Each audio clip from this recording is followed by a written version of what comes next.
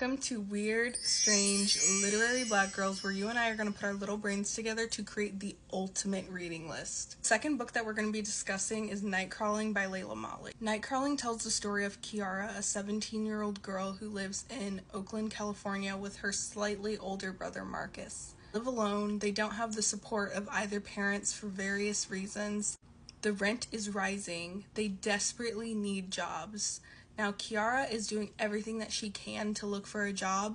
On the other hand, Marcus is prioritizing his sudden urge to become a rapper, and apparently trying to be a rapper is a full-time job. So Kiara has to make a lot of hard life choices and really tough decisions to be able to keep a roof over their head because she's the only one who's putting money on the table. This is a debut novel by a poet, and Motley uses every page to remind you of that with like really rhythmic, almost spoken word-like prose. Without spoiling too much, I do think it's important for our purposes to kind of cover the topics that the book really explores, like institutional exploitation, police brutality, black girlhood and objectification, and ultimately like the cost of survival. Does the book fit on our list?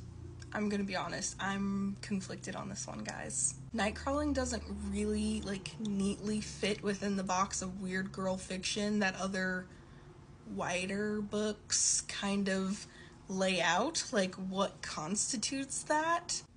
There's this intense, uncomfortable, almost like claustrophobic intimacy between the reader and the main character Kiara, as like we're very intricately in her mind as she's going through this introspection where she is trying to figure out her real self versus her performative self, and then also seeing her body as a vessel. And I feel like that alone is so weird girl fiction, you know what I mean? Many weird girl main characters exist behind a layer of nihilism and irony. Kiara is like painfully earnest.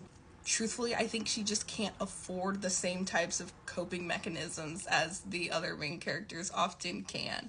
I don't think that it's like a deal breaker when it comes to where this character fits in amongst the other characters, but it does make the story like really emotionally direct instead of the usual like aimless, apathetic, detached main character that we typically see.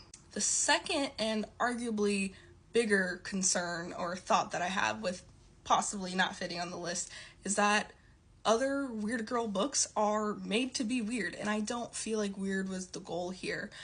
We don't have like that same absurdist or surreal flavor to the book. It's very direct. Now, do these things mean that it shouldn't be on the list? I don't know. I really don't. We're only on the second book of the journey, you know what I'm saying? And I think the more that we continue to read and talk about these books, the list will kind of take shape. And truthfully, part of why I was so conflicted is that I don't want the list to be purely defined by its white counterparts. So once again, here are the initial qualifiers that I thought of. This can change throughout the process, so based off of these qualifiers and what I've talked about, and if you've read the book, you think that Nightcrawling by Layla Motley should be added to the list.